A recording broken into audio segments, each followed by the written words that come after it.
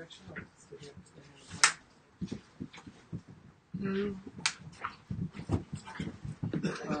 oh, Jay, you're right for the camera. You can sit here. Here you just here. Here again. Wherever you want. Okay. I understand you are all from Yeshivat Ashreinu. Okay, welcome. My name is Avi Abelo, and I was asked by your yeshiva to come speak to you today because I was a close friend of Ari Fuld. I'll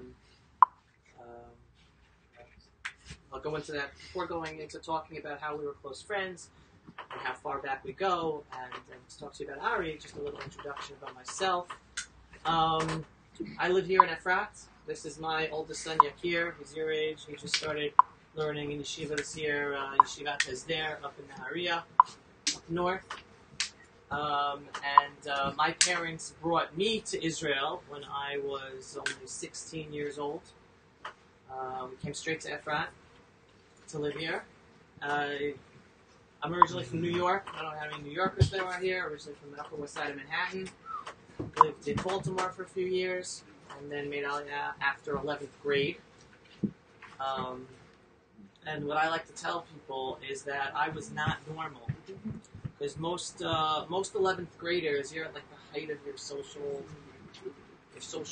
life. Basketball team, baseball team, soccer team.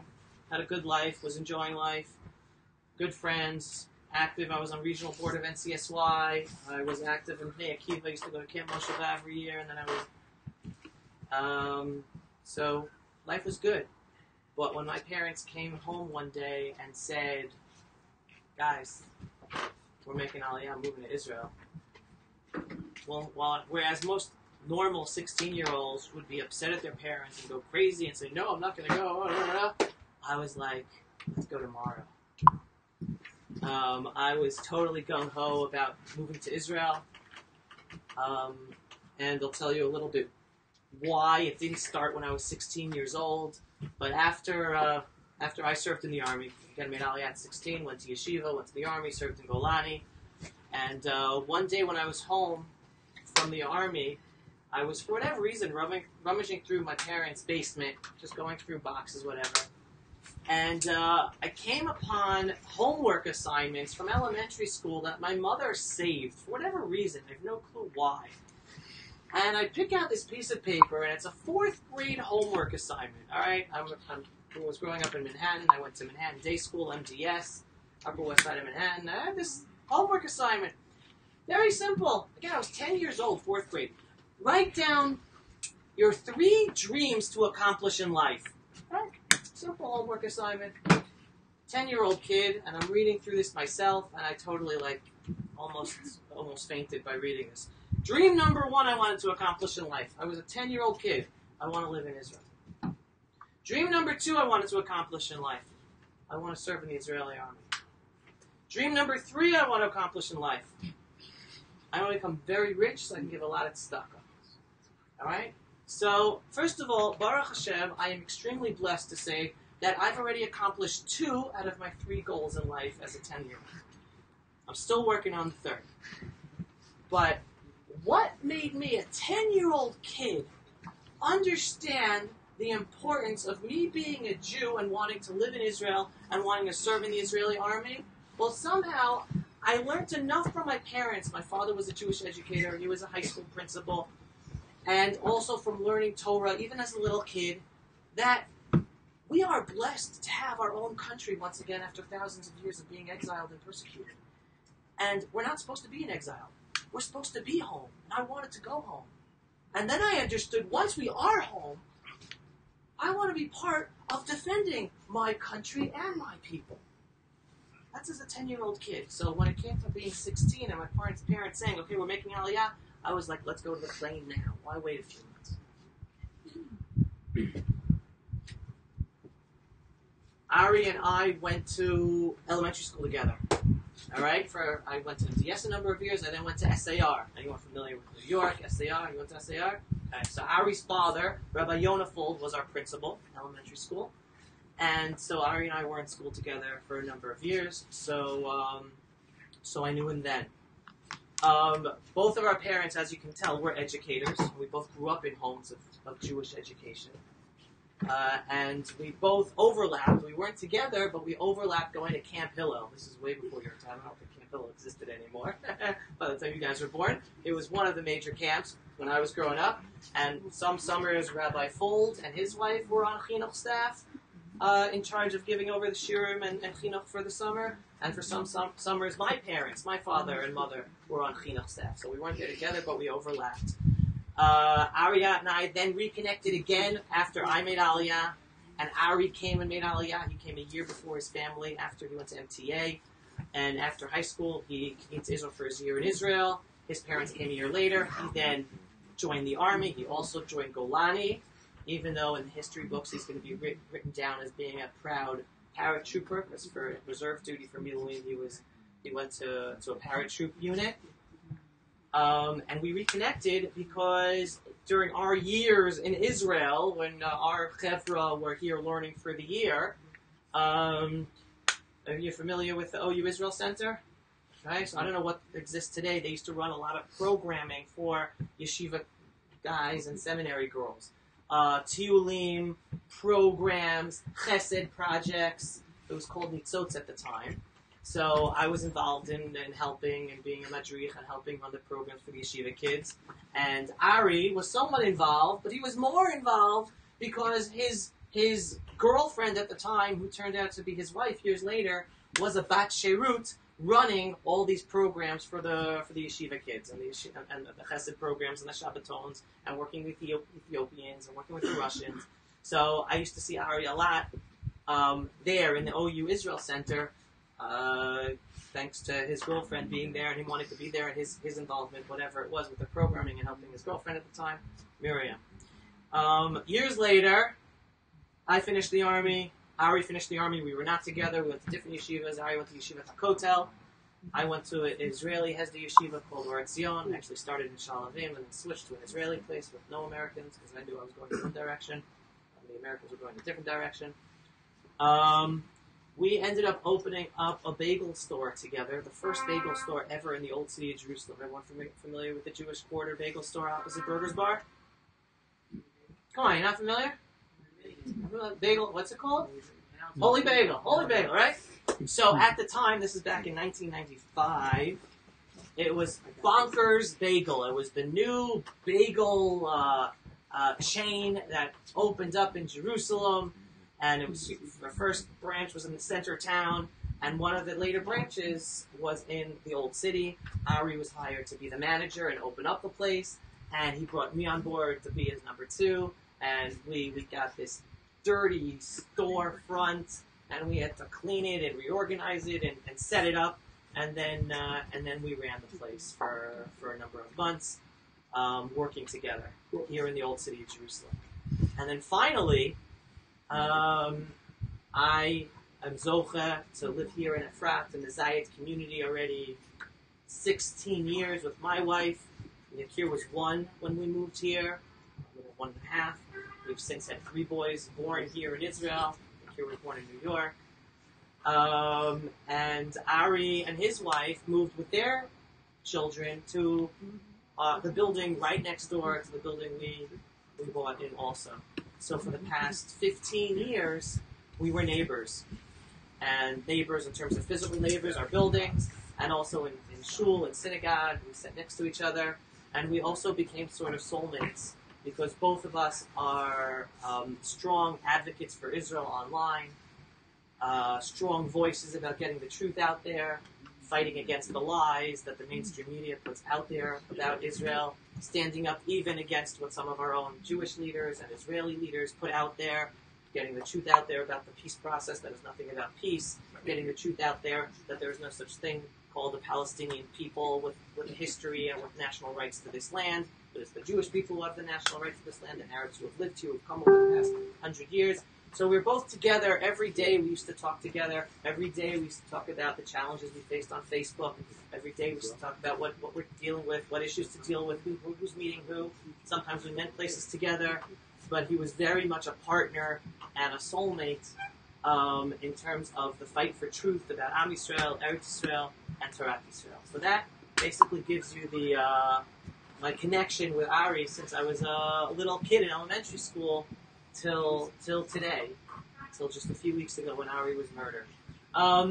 It's very apropos that we're meeting here in Oz V'Gaon. I know the original plan was to meet in Givat Ha'etam, and in my mind, I'm calling Givat Ha'etam Givat Ari. I believe whether the hill will be named after Ari, or a whole neighborhood will be named after Ari, or buildings will be named after Ari, it's definitely going to happen. Because Ari was involved in resettling the land of Israel, and he was involved specifically in us resettling that hill for Ephrat to start building there. And just so you should know, it is a barren hill, like all other hills in Judea and Samaria that Jews are living on and that we're building on. We don't destroy Arab homes and then build our own homes on top of their homes. Not at all. We take barren hills in our ancestral homeland and we are resettling it. Avram used to live here, Yitzchak, Yaakov, the 12 tribes, all of Tanakh, they lived here. We are resettling our homes on the hills that are available to us to resettle. And as you drive through Yudan, Shomron, Judea, and Samaria, you will see there is plenty of open space for all of us to live here peacefully. Anyone who actually wants to live in peace with us. But so we were supposed to be meeting there on Givat Ha'etam, where there's actually a Beit Midrash that has been called Sha'agat Aryeh, in memory of Ari already. But instead we're here at Oz V'Gaon. So why is it also symbolic that we're here at Oz V'Gaon? Talking to yeshiva students, a very important lesson you'll hear about Am Yisrael, and specifically our return to Eretz Yisrael, is Eretz Yisrael nikneit b'what? Eretz Yisrael nikneit b'yisurim. Alright, just to translate that into English, the land of Israel is bought, is merited to us, is given over to us through hard times, through troubled times, through pain. Meaning, nothing will come to us on a silver platter. That's the HaKadosh Baruch Hu's message to us about our ownership and sovereignty in our homeland. And believe it or not, that's the same message for life. If you guys think that life's going to be easy, well, grow up. There's nothing on a silver platter. Regardless of what your parents do for you, no matter what money they give you to do things, no matter them sending you to date, to summer camp, no matter them paying for college, at one point in time, life is not going to be easy. Life is filled with challenges. And the way to live life is to understand that it's filled with challenges and say, how do I overcome these challenges and not give up? So just like that is what happens to us on our own personal levels, in our own personal lives, the same thing with the land of Israel and the Jewish people. We cannot expect our homeland to be given to us on a silver platter. We have to earn it. Just like Mashiach's only going to come if we earn it, or earn it enough. It's up to us. Life is up to us. The future of the Jewish people is up to us. The future of the land of Israel is up to us. And when I say us, I'm saying not just me and my son, or all your teachers and Rebbeim who live here, but each and every one of you. Don't think you're putter just because of whatever. No, you are part of the future of the Jewish people if you decide to be part of it. And it's up to you to make those decisions, to be active about the future of the Jewish people and the land of Israel. So Ari's whole life was based on that. And Ari died a hero, dying for that as well. Filled here at the Tzomet of Gush Etzion. What's Oz V'Gaon? And I'm not going to go over it because you just got a little background. Oz V'Gaon was set up in memory of the 3 boys who were kidnapped and murdered a number of years ago. And again, this place was resettled. This place was a garbage dump.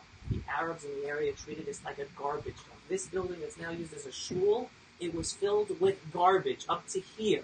Right? If you go to the door, the building was only like half built. The top of the stones weren't there. The whole place was filled with garbage. The Arabs used to come here and smoke and do drugs and dump their garbage here. This place was a dump. This place used to be a huge forest that took over a few hills. But the Arabs don't respect trees. They chop down trees, so the forest is much smaller. The Jews, we plant trees. We respect nature, and we want to build, and we want forestation as well. So we're back trying to reforest the area and resettle this in Jewish ownership. All right. So Oswego, the place we're right here, was set up and resettled in memory of the 3 boys who were kidnapped and murdered. And then, as you heard, the Ashreinu student, Ezra Schwartz, he was actually murdered in the same terror attack that my son Yakir's teacher and rabbi at the time was murdered as well, Rabbi Yaakov Dunn. He was 2, I think there were 3. He was 2 and 3. Both of them, 2 of them? Arabs who was killed. So it was the 2 of them that were killed, that were killed in that terror attack. So why is it symbolic that we're here, even though we're not in Givat Eitam where we originally planned to be? Because this is the symbol of Eretz Yisrael and Can't Be Yisrael. Some people will, some of you might ask, well, why live here? Why deal with this? Right? Why? There were just now. I just told you of 6 people who've just been murdered in this area over the past 6-7 years. Like why? Go back to New York. Go back to Baltimore. All right. So first of all, you have no clue what God's plan is for you, and you have no clue how safe it's going to be for you anywhere. That's first of all. I mean, I don't know who heard about this or who hears from Chicago, but just yesterday, a nice yeshiva bacher was murdered in Chicago. You heard the news. I kind of just moved to Florida, but I just heard. They just heard. Okay, so don't know the reasons. Have no clue if it's anti-Semitic or just the wrong place, the wrong time. Who knows? All right, but when God has your number, God has your number. All right, and there are places even when we live in America that aren't so safe. I grew up in New York before the Rudy Giuliani years, where New York City wasn't so safe. There's certain places in Chicago you don't want to walk. There's certain places in Detroit you don't want to walk. There's certain places in every city in the United States and America you do not want to walk. So don't anyone think, oh, Israel is a dangerous place, everywhere else is safe. No, everywhere else is not safe. France, Jews are leaving France. It's not so safe in France anymore. Britain, they're scared now. I don't know any Brits here or whatever. They're scared now. There you go. Jeremy Corbyn might come in. All right? Total anti-Semite. The anti-Semitism of the Muslims are growing in Britain. Anti-Semitism is now given a kosher hechsher. Who knows what's going to be another 2-3 years in Britain? And how many British Jews are going to still be around and suffer under that? Who knows? There's only one thing I can promise you. There's only one place in the world where the Jewish people can defend themselves. And that's here. And for 2,000 years, we were persecuted around the world because we were not able to defend ourselves.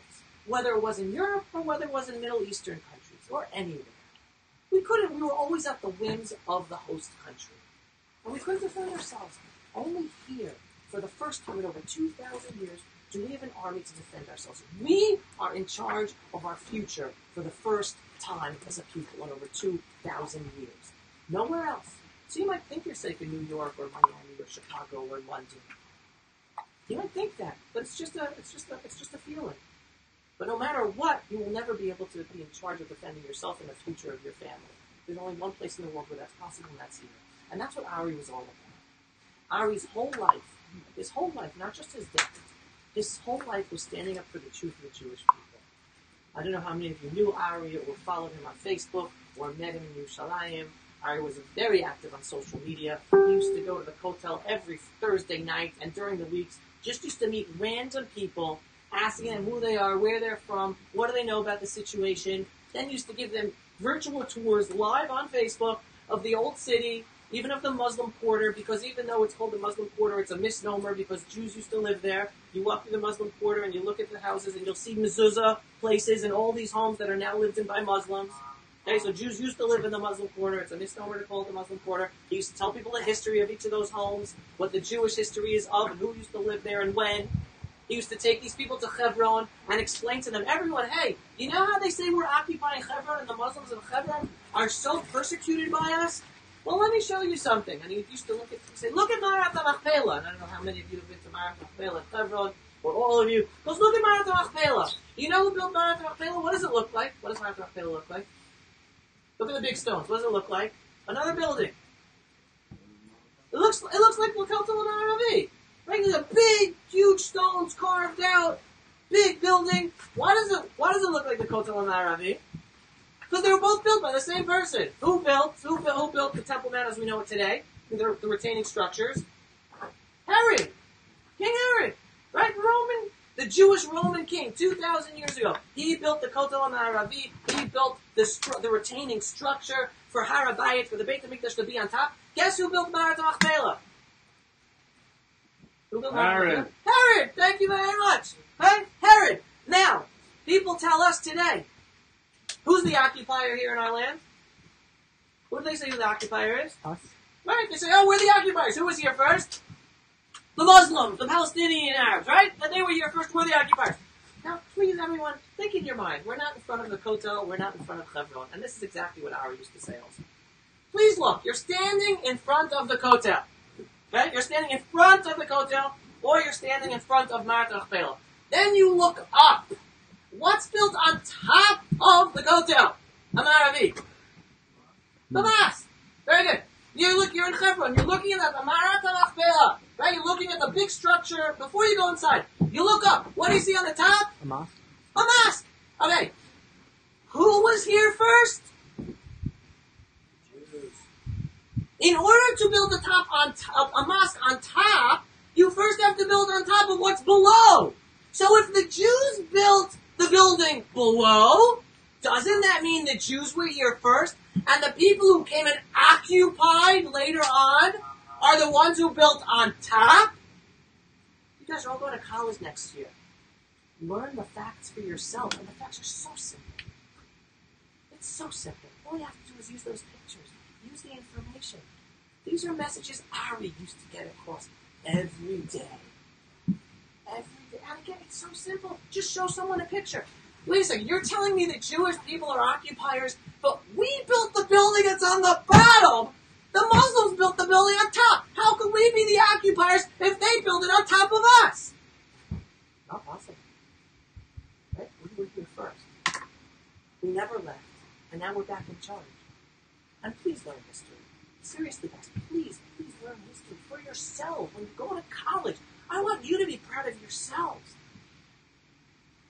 I don't want you to doubt yourself as a Jew, as your connection to Israel, being proud of Israel, what Israel's doing, or the headlines that you're reading, or the lies about Israel every day in the news. I want you to be proud of yourselves, to walk on that college campus and to be proud to be a Jew, to be proud to be reading about what's going on in Israel. Israel's defending itself. A terrorist was killed. You damn straight a terrorist was killed. He tried to kill us.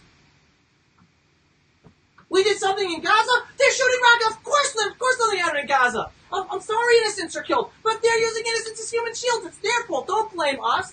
Guys, know the facts. Know the facts. Know the history. Be able to stand up for yourselves. Knowing the history about Israel, and again, these are messages that Ari gives across all the time. Knowing the facts and history about Israel is not about defending Israel. It's about defending yourselves and of being proud of yourselves and your own identity as Jews. It's that simple. So Ari used to do this all the time. He was a fighter for truth. The other thing that is unbelievable about Ari, I told you Ari went to the army in Golani, and then went to the paratroopers for reserve duty. So a couple of anecdotal stories. First of all, I have a picture actually on my phone of Ari when we were in 5th grade, or 5th or 6th grade, a class picture at SAR. I was a straggly kid. I'm sort of straggly still. I'm not really built for that. But, short, straggly kind of guy. Ari was also short and straggly. Just a little taller than me. But if you looked at him today, Ari was a black belt in karate, Torah dojo. He was a sensei. He used to teach Torah dojo to people all over the world, especially here in Israel. There are multiple kids in Efrat, in Beit Shemesh, in Jerusalem, who learned Torah dojo from Ari. He was built. He was a big guy. Like all of us, whenever we watch the video of Ari's murder, and we see that horrible Muslim terrorist stab him in the back. Literally, we're all like, "Oh my God, how did he kill Ari?" Ari was a beast. He didn't look like a beast, but he was big, and he was built, and he was in shape, and he's on top of his martial arts. He still teaches, and like when you think about it, like it's impossible to take him down. He's just like he's a big, strong guy, like physically. And the only reason he was able to be taken down is because he slapped him in the back. and he severed his main artery. But if that guy would have tried anything in the front, no way. Ari would have had it. And again, if you've seen the video, if you watch the video, and I've spoken to many medical professionals, and they say what Ari did was supernatural. Because you see the terrorist stab him in the back, and then he takes the knife out, and then he runs to stab other people.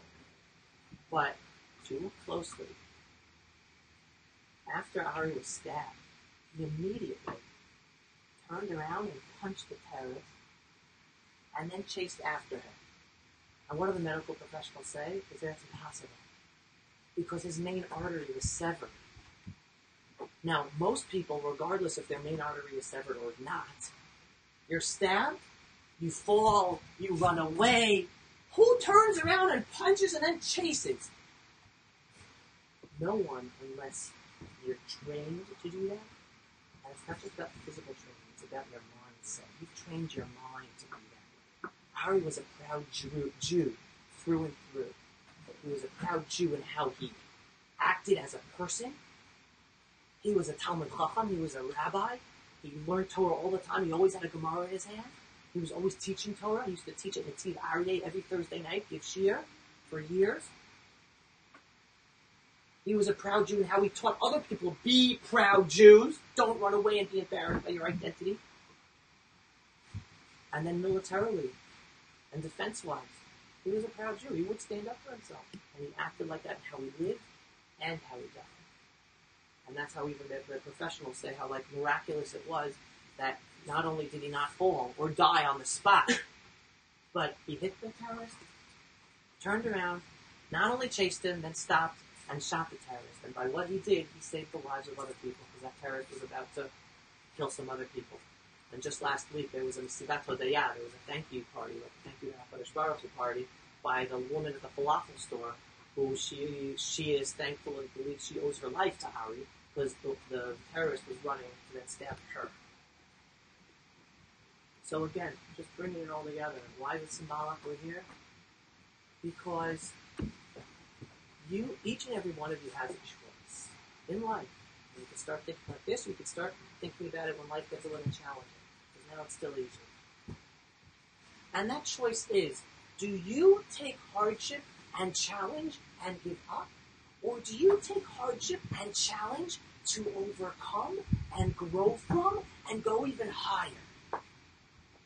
And that's the story of the Jewish people, and that's the story of the land of Israel, and that's the story of Ari Fuld. It's not talking about these terror attacks and then being sad or afraid and running away. It's looking at these terror attacks and looking at the persecution of the Jewish people for 2,000 years, and the persecution that's still going on for being a Jew in some countries today, and that's growing in the Western world as well, and saying, I'm not going to give up in my lifestyle. I'm not going to give up in my belief system. I'm not going to give up in my Jewish pride, my Jewish identity. I'm going to do what's necessary to strengthen it and overcome it and help people.